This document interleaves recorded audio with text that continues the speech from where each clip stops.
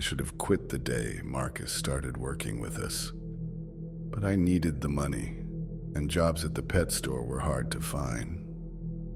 Now I wish I had listened to that tiny voice in my head that screamed, "Run," the first time I saw him grin. It was a Tuesday morning when my boss, Janet, brought him around for introductions. The pet store was quiet except for the soft chirping of birds and the hum of fish tank filters. I was cleaning the rabbit cages when I heard footsteps approaching. "Sam, I want you to meet our new employee," Janet said. "This is Marcus. He'll be working the night shift with you." I turned around and saw him standing there in his black hoodie. The hood was up, which seemed odd for indoors, but what really caught my attention was his smile. It was too wide, too perfect, like someone had carved it into his face with a knife. "Nice to meet you, Sam," he said, and his voice sounded like sandpaper on wood. "I think we're going to be great friends." Something about the way he said friends made my stomach twist. I forced a smile back and shook his cold, thin hand. His grip lasted a second too long, and I noticed his teeth were yellow and pointed, not quite human looking. Janet chatted with us for a few more minutes, explaining Marcus would help with the late-night animal care and cleaning. She seemed excited to have extra help, but I noticed she kept glancing at Marcus with an uneasy expression. When she left, Marcus just stood there staring at me with that awful grin. "So," he said, moving closer to the rabbit cages, "tell me about yourself, Sam." I stepped back without thinking. "Not much to tell. I've worked here for 2 years. I like animals." The words came out shaky, and I hated how nervous I sounded. Marcus reached into one of the cages and picked up a small white rabbit. The animal immediately went stiff like it had been frozen. Its little black eyes rolled back, showing only white. "Animals are interesting," Marcus said, stroking the rabbit's fur. "They can sense things humans can't. Danger, evil, death." He looked at me over the rabbit's head, and his smile grew even wider. This little guy knows exactly what I am. I wanted to tell him to put the rabbit down, but the words stuck in my throat. Instead, I watched in horror as the rabbit's body went completely limp. Marcus placed it gently back in the cage where it lay motionless. "Oops," he said, not sounding sorry at all. "I think it fainted." But I knew better. The rabbit was dead. I could tell by the way its eyes stayed open and glassy. Marcus had killed it just by touching it, and he was smiling about it. "I should get back to work," I mumbled, turning away from him. "Of course," Marcus said. "See you tonight, Sam. I'm really looking forward to working together." The rest of my shift passed in a blur. I kept thinking about that poor rabbit and the way Marcus had smiled when it died. When I checked the cage later, the rabbit was gone. Janet must have found it and taken it away, but she never mentioned anything to me. I spent my lunch break in the small employee room behind the store, trying to make sense of what I had seen. Maybe I was imagining things. Maybe the rabbit had been sick already. People didn't kill animals just by touching them, but deep down, I knew what I had witnessed was real. When I returned to the main floor, I noticed something strange. All the animals seemed restless. The dogs were pacing in their cages. The cats were hiding in the back corners. Even the fish were swimming in frantic circles. It was like they could still sense Marcus's presence, even though he had left hours ago. I tried to calm them with soft words and gentle touches, but nothing worked. They remained agitated for the rest of the day, only settling down after the sun went down and the store grew quiet. That night, I considered calling in sick. But I needed the hours, and I told myself I was being silly. Maybe Marcus was just weird. Maybe the rabbit had some kind of medical condition. People don't kill animals by touching them. I arrived at the store at 8 o'clock, just as Janet was locking up for the night. She handed me the keys and gave me a strange look. "Sam, be careful tonight," she said quietly. "Something feels off about that new guy. If anything happens, call the police right away." Before I could ask what she meant, she hurried to her car and drove off. I stood there in the empty parking lot holding the keys and wondering what Janet knew that I didn't. The parking lot was darker than usual. One of the streetlights had burned out, casting long shadows across the asphalt. I hurried to the front door, fumbling with the keys in my nervousness. Inside the store, all the lights were off, except for the small lamp by the cash register. The animals were settling down for the night, making soft, sleepy sounds. I turned on a few more lights and started my usual routine of checking water bottles and food dishes. As I worked, I tried to push thoughts of Marcus out of my mind. I focused on the familiar tasks, the comforting presence of the animals, the peaceful quiet of the store after hours. That's when I heard whistling coming from the back room. Marcus was already here, even though his shift didn't start for another hour. The whistling was slow and off-key, like a broken music box. It made my skin crawl. I found him in the storage room, unpacking boxes of dog food. His hood was still up, casting shadows over his face, but I could see that smile glowing in the darkness. "Hey there, Sam," he said without looking up. "Early night tonight. Thought I'd get started." "Your shift doesn't begin until 9, I said, trying to sound normal. "I know. I just love being around all these beautiful creatures." He stood up and turned toward me, and I saw something that made my legs go weak. His eyes were completely black, not just the pupils, but the entire eye, like staring into two deep holes in his face. "Are you feeling okay?" I asked, backing toward the door.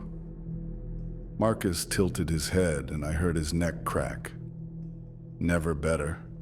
In fact, I feel more alive than I have in years." He took a step closer. "Do you want to know why, Sam?" I shook my head and kept backing away. "It's because of this place," he continued, following me out of the storage room. "All these innocent little souls just waiting to be collected. It's like a buffet for someone like me."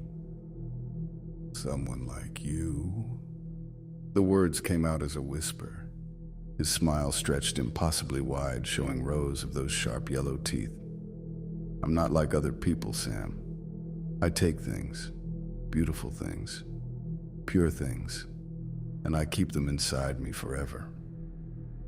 I thought about the rabbit from earlier, about how it had gone still and lifeless in his hands, about its empty white eyes. "You killed that rabbit," I said. "Killed?" Marcus laughed, and the sound was like breaking glass. "Oh, no, Sam, I didn't kill it. I set it free. Its body died, but its soul is safe inside me now, along with all the others." My back hit the front counter, and I realized I had nowhere else to go.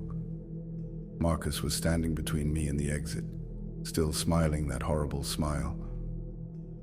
"What are you?" I managed to ask. "I'm a collector," he said simply. "I've been collecting for a very long time. Centuries, actually.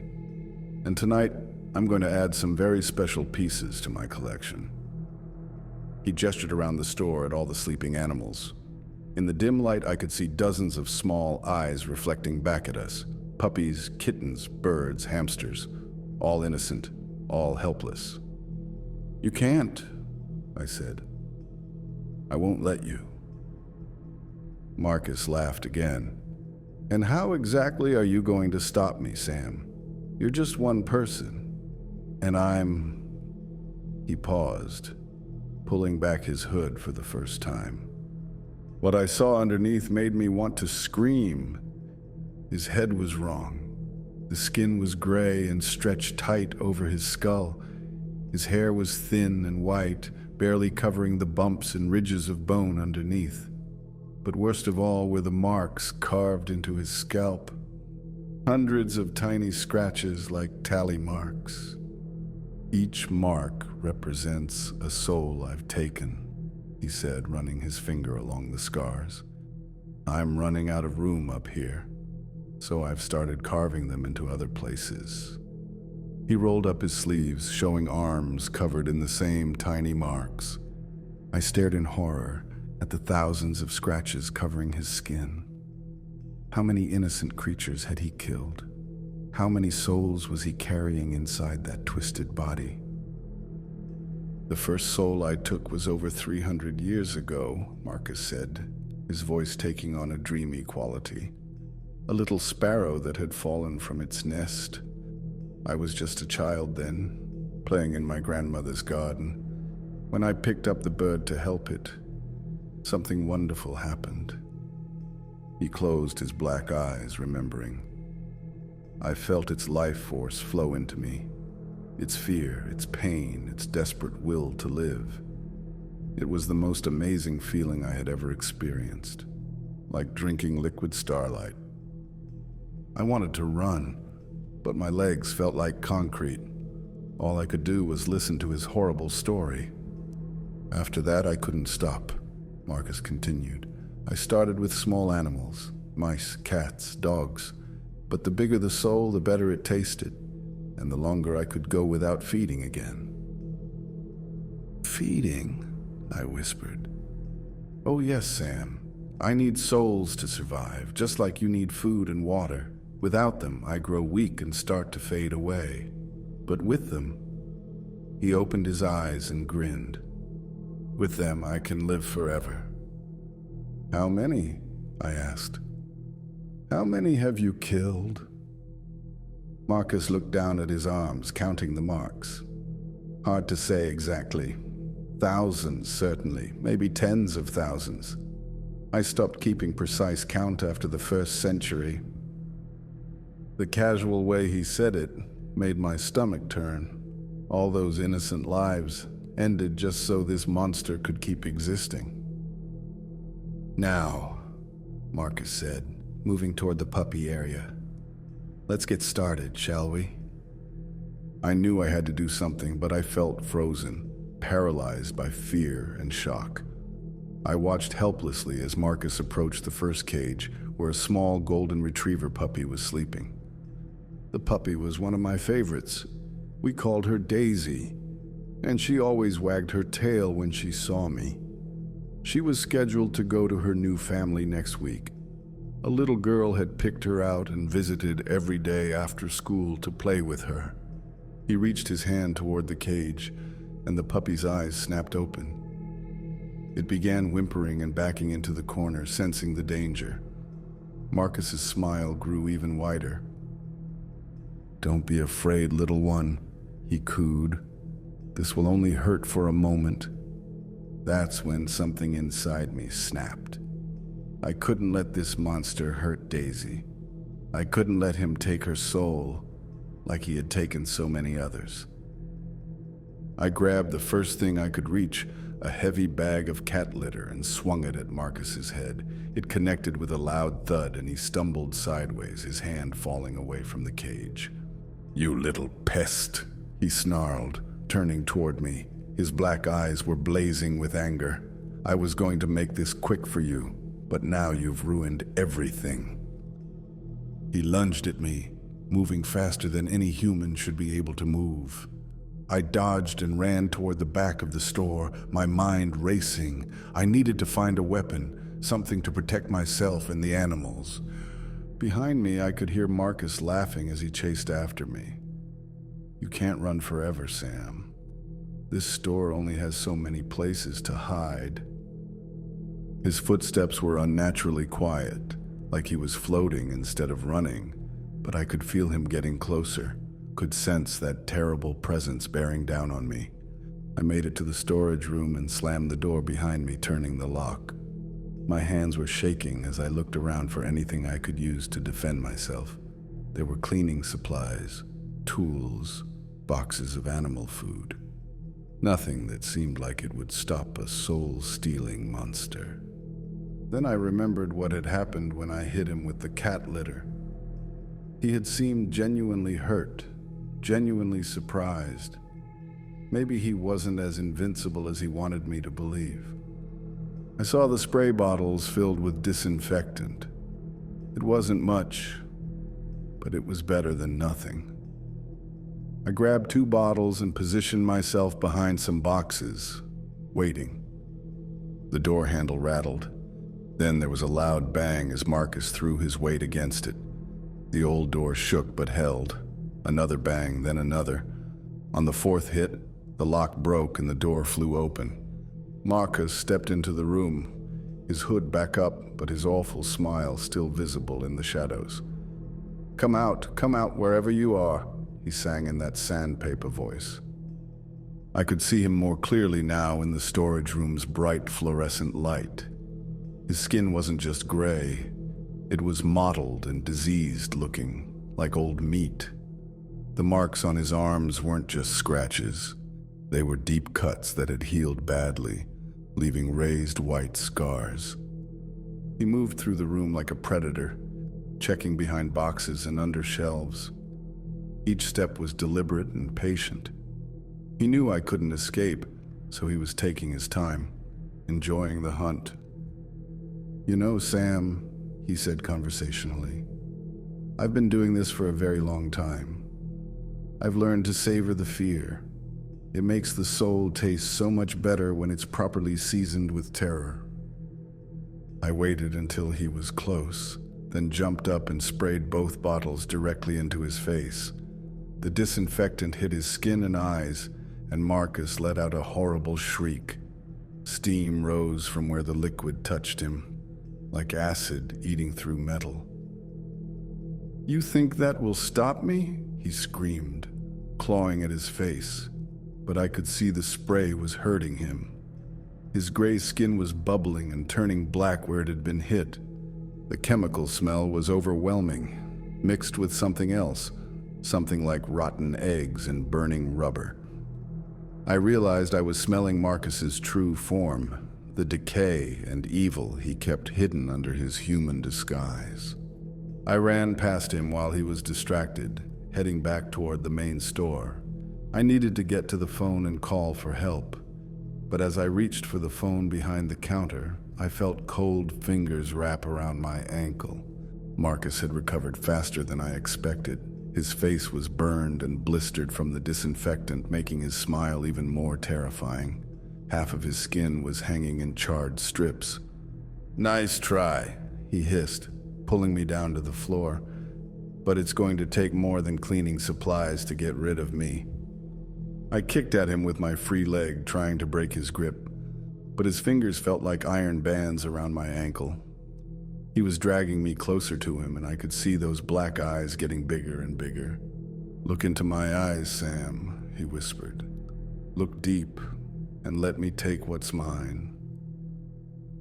I knew that if I looked directly into those black holes, I would end up like the rabbit, empty, dead. Just another mark carved into his skin. So I closed my eyes tight and kept fighting. "Don't make this harder than it needs to be," Marcus said, his grip tightening. "I've taken thousands of souls before yours. Some fought, some begged, some tried to bargain with me. None of it matters in the end." I could feel him leaning closer, could smell his rotten breath on my face. "The process is actually quite beautiful, if you'd just cooperate. Your soul will join all the others inside me. You'll become part of something greater, something eternal." "You're insane," I gasped, still struggling to break free. "Insane?" Marcus laughed. "I'm the sanest creature you'll ever meet. I understand the true nature of existence, life and death, predator and prey, the strong feeding on the weak. I've simply evolved beyond the need for a physical body to sustain me." That's when I heard the barking. It started with just one dog, then spread to another, then another. Soon every animal in the store was making noise. Dogs barking, cats yowling, birds screeching, even the hamsters were squeaking frantically. It was like they all knew what Marcus was and were trying to warn me. The noise seemed to hurt Marcus. He let go of my ankle and pressed his hands over his ears. "Make them stop," he shouted. "Make them stop that noise." But the animals only got louder. I opened my eyes and saw something amazing. The puppies and kittens were all pressed against the fronts of their cages, looking directly at Marcus. Their eyes were bright and fierce, not afraid anymore. Daisy, the golden retriever puppy Marcus had tried to touch, was barking the loudest of all. Her tiny voice rang out clear and strong, like a battle cry. And then I understood. Marcus might be able to take souls one at a time, but he couldn't handle all of them at once. The combined force of all these innocent spirits was too much for him. I scrambled to my feet and started opening cages. First the puppies, then the kittens, then the rabbits and hamsters. All the animals that could move came streaming out, surrounding Marcus in a circle. "No!" Marcus screamed, spinning around as the animals closed in. "This isn't how it works. I'm the one with the power." But the animals weren't backing down. They could sense that this thing had hurt their kind before, and they weren't going to let it happen again. The dogs were growling low in their throats. The cats had their backs arched and their claws out. Even the tiny hamsters looked fierce. The noise was incredible, echoing off the walls and ceiling. But underneath the barking and meowing, I could hear something else. A low humming sound like electricity running through power lines. It was coming from the animals themselves. They were generating some kind of energy, some force that was pushing back against Marcus's evil. Marcus tried to grab one of the puppies, but it dodged away from his reaching hand. He lunged for a kitten, but it hissed and swiped at him with sharp claws. Every time he tried to focus on one animal, the others would move closer, making more noise. "I need to feed," Marcus cried, and for the first time he sounded desperate instead of confident. "I haven't eaten in days. I'm getting weak." That's when I realized something important. Marcus wasn't all-powerful. He needed to take souls to survive, like a vampire needs blood. And if he couldn't feed, he would get weaker and weaker. I ran to the bird section and opened every cage I could reach. Parrots, canaries, finches, and parakeets all came flying out, adding their voices to the chaos. The noise was incredible now, echoing off the walls and ceiling. The birds began diving at Marcus, pecking at his burned face and hands. Their small beaks couldn't do much damage, but they were fearless, attacking in waves like tiny fighter planes. Marcus fell to his knees in the middle of the animal circle, holding his head and rocking back and forth. "Stop it, stop it, stop it," he chanted. But the animals wouldn't stop. If anything, they got more aggressive. I watched in amazement as a tiny chihuahua walked right up to Marcus and started barking directly in his face. The little dog showed no fear at all. It planted itself between Marcus and the other animals, like a guardian protecting its flock. "You want to know what I am?" Marcus screamed over the noise. "I'm death itself. I'm the thing that comes in the night. I'm the shadow that steals your last breath." The chihuahua just kept barking. More animals joined the confrontation. A tabby cat stepped up beside the chihuahua, hissing and showing its fangs. A rabbit hopped over, thumping its powerful hind legs on the floor. Even some of the birds landed nearby, their wings spread in threat displays. And then something wonderful happened. Marcus started to shrink. It was slow at first, just a few inches. But then he got smaller and smaller, like air being let out of a balloon. His clothes became loose and baggy. His terrible smile got smaller too, until it was just a thin line across his gray face. "No," he whispered, looking down at his shrinking hands. "This can't be happening. I'm immortal. I'm powerful. You're nothing," I said, stepping closer to the circle of animals. "You're just a bully who picks on things smaller than you. But when you're faced with something that fights back, you're pathetic." Marcus looked up at me with those black eyes, but they weren't frightening anymore. They just looked empty and sad. As he continued to shrink, his voice became higher and thinner. "Please," he said, in a voice that was barely audible. "I need to feed. I'm dying." "Good," I said. The animals seemed to agree. They all moved closer, pressing in until Marcus disappeared completely beneath a pile of fur and feathers. For a moment I couldn't see him at all. Then there was a sound like air being sucked through a straw, followed by complete silence. The animals stepped back, and where Marcus had been sitting, there was nothing but an empty black hoodie and a small pile of gray dust. I stared at the spot for a long time, not quite believing what I had just witnessed. The animals had somehow absorbed Marcus's power, turning his own evil back on him. They had saved themselves, and they had saved me. But as I looked closer at the pile of dust, I saw something that made me step back in shock. Mixed in with the gray powder were tiny white fragments. Hundreds of them, maybe thousands. They looked like pieces of broken eggshell, but I knew what they really were. They were the souls Marcus had stolen over the centuries, finally set free from their prison. As I watched, the white fragments began to glow with a soft, warm light. They rose up from the dust pile like fireflies, floating through the air in graceful spirals. The animals watched the lights with quiet fascination. Some of the braver puppies tried to catch them with their paws, but the glowing fragments passed right through their bodies without harm. The lights circled the store once, twice, 3 times, as if saying goodbye. Then they began moving toward the windows and walls, passing through solid barriers like they were made of air. I realized the souls were finally going where they belonged. After centuries of being trapped inside Marcus, they were free to move on to whatever came next. The last light to leave was brighter than the others. It hovered in front of me for a moment, pulsing gently, and I somehow knew it was trying to say thank you.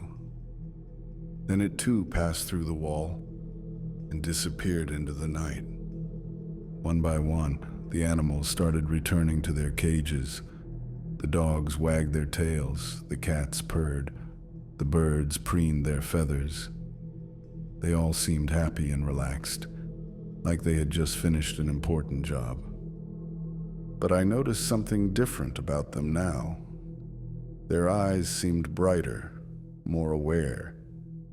It was like they had gained something from their victory over Marcus, some kind of wisdom or understanding that hadn't been there before. I helped the last few stragglers back to their homes, then sat down behind the counter to think about what had happened. On the floor, Marcus's hoodie was already starting to fade, like it was made of smoke instead of fabric. By morning, I knew there would be no trace of him left. The store felt different now, cleaner somehow, like a heavy weight had been lifted from the air. Even the shadows seemed lighter, less threatening. I spent the rest of the night checking on the animals, making sure they were all okay after their battle. None of them seemed hurt or traumatized. If anything, they appeared more content than ever. Daisy, the golden retriever puppy who had been Marcus's first target, came over to the front of her cage when she saw me approaching. She wagged her tail and gave a small, happy bark. "You're safe now," I told her, reaching through the bars to pet her soft fur. "He can never hurt you or anyone else again." She licked my fingers and settled down for sleep, no longer afraid. When Janet arrived the next day, I told her that Marcus had quit during the night. She didn't seem surprised. "I knew there was something wrong with him," she said, shaking her head. "Did you see those creepy marks all over his arms? And that smile? It gave me the shivers." I nodded and agreed, but I didn't tell her the whole truth. Who would believe a story about a soul-stealing monster being defeated by a bunch of pets? It sounded crazy even to me, and I had lived through it. But I knew it was real. Over the next few days, I noticed changes in all the animals. They seemed brighter, more energetic. The puppies played harder. The kittens were more affectionate. Even the fish seemed to swim with more purpose. It was like they had absorbed not just Marcus's evil, but all the good souls he had stolen over the centuries. Hundreds, maybe thousands of innocent spirits were finally free, and they were sharing their joy with the animals that had saved them. The customers noticed the difference too. People would comment on how happy and healthy all the animals looked. Adoptions increased dramatically, and the animals seemed to choose their new families with uncanny wisdom. Daisy went home with the little girl who had been visiting her. On adoption day, I watched through the window as the child hugged her new puppy tight. Daisy's tail wagged so hard her whole body wiggled with joy. Other animals found perfect homes too. The elderly cat, who had seemed depressed for months, suddenly perked up and charmed a lonely widow who needed a companion. The nervous parakeet that had never trusted humans began singing beautiful songs and was adopted by a music teacher. It was like the animals knew exactly who needed them most. I kept working at the pet store, and I never saw Marcus again. But sometimes, late at night when I was alone with the animals, I would think about that terrible smile and those black eyes. I would remember the sound of his sandpaper voice and the cold touch of his fingers. And I would be grateful for the brave little creatures who had protected me when I couldn't protect myself. The job was never the same after that night. Every time a new employee started, I would watch them carefully for signs of wrongness, any weird smiles or strange behavior, and I would find an excuse to send them away. Janet always trusted my judgment about new hires. She said I had a good sense for people, and she was right. But it wasn't really me doing the judging. It was the animals. They had learned to recognize evil, and they wouldn't let it into their safe space again. Sometimes a potential employee would walk through the door, and every dog would start growling at once, or all the cats would hiss in unison. Janet learned to trust their instincts too. "Animals know things we don't," she would say, and I would nod and agree. Because they do know things. They know when something is wrong. They know when they're in danger, and they know how to fight back when they have to. There was one incident about 6 months later that proved this point perfectly. A man came in looking for a job, and he seemed normal enough. Well-dressed, polite, good references. But the moment he walked through the door, every single animal in the store went silent. Not upset silent, but watchful silent, like they were all holding their breath, waiting to see what would happen. The man smiled a lot as Janet showed him around, but his smile never reached his eyes. And when he thought no one was looking, I caught him staring at the animals with an expression I didn't like. It wasn't the hungry look Marcus had worn, but there was something cold and calculating about it, like he was sizing them up for some purpose I couldn't understand. When Janet asked me what I thought of him, I told her I didn't trust him. She asked me why, and I pointed to the animals. "Look at them," I said. "They're all watching him. That's not normal behavior." Janet looked around the store and saw what I meant. Every animal that could see the man was staring at him intently. The dogs weren't wagging their tails. The cats weren't purring. Even the fish had gathered at the fronts of their tanks, pressing against the glass. "You know what?" Janet said to the man. "I think we need to consider some other candidates first. I'll call you if anything opens up." The man's smile faltered for just a second, and I saw something flicker behind his eyes, something dark and angry. But then he nodded politely and left without making a fuss.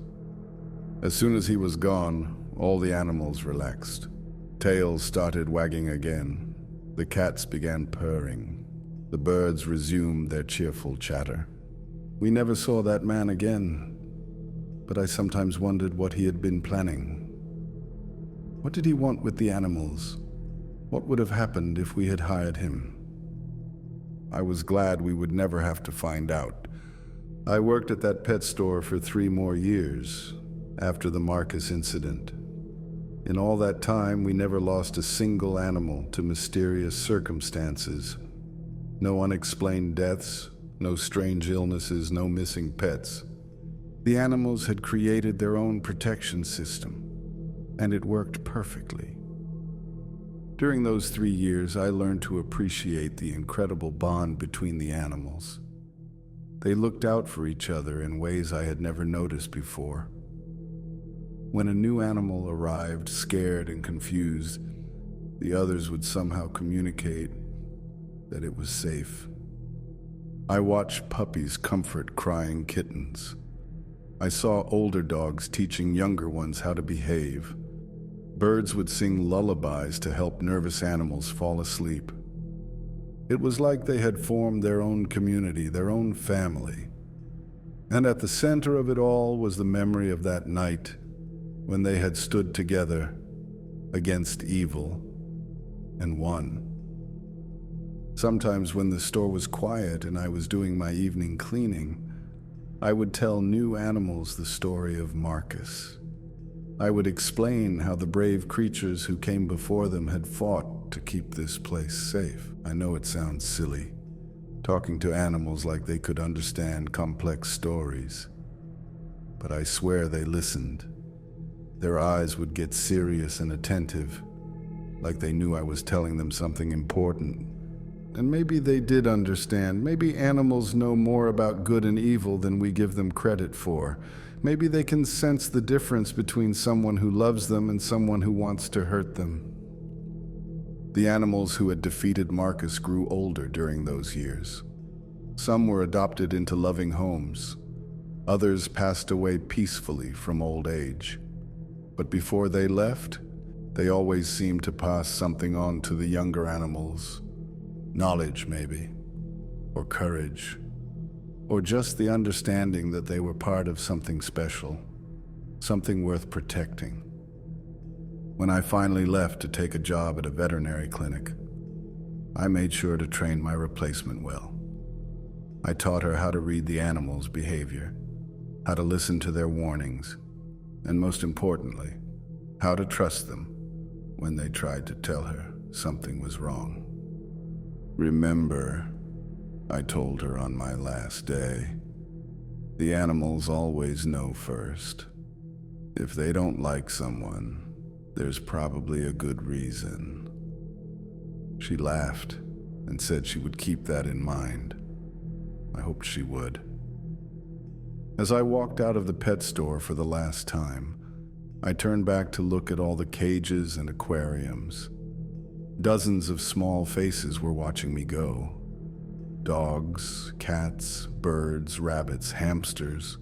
Even the fish seemed to be pressed against their tank glass. They had saved my life that night, and I had never properly thanked them. So I raised my hand in a small wave, and I swear every single animal in that store responded. Tails wagged, heads nodded, wings fluttered. It was their way of saying goodbye, and maybe their way of saying you're welcome too. I smiled and walked away, knowing that those brave little souls would keep protecting anyone who needed their help. And somewhere in the back of my mind, I could almost hear the echo of Marcus's sandpaper voice screaming in frustration as he realized his evil had been turned into something good. All those stolen souls he had carried were free now, living on in the hearts of the animals that had saved them. It was the perfect ending to a horrible story. Evil defeated by innocence, darkness driven away by light, a monster destroyed by the very creatures he had tried to harm. But I knew it wasn't really the end. There were probably other creatures like Marcus out there, looking for easy prey. Other soul stealers with terrible smiles and empty eyes. The difference now was that I knew how to recognize them, and more importantly, I knew they could be stopped. All it took was courage, teamwork, and the pure hearts of innocent animals who refused to give up. Sometimes the smallest and most helpless-looking creatures are actually the strongest of all. Marcus learned that lesson the hard way, and I would never forget it. The pet store is still open, still protecting its animals and the people who care for them.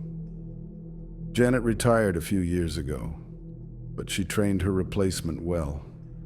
The new owner understands the importance of listening to the animals and trusting their instincts. Every now and then, I drive by just to check on the place.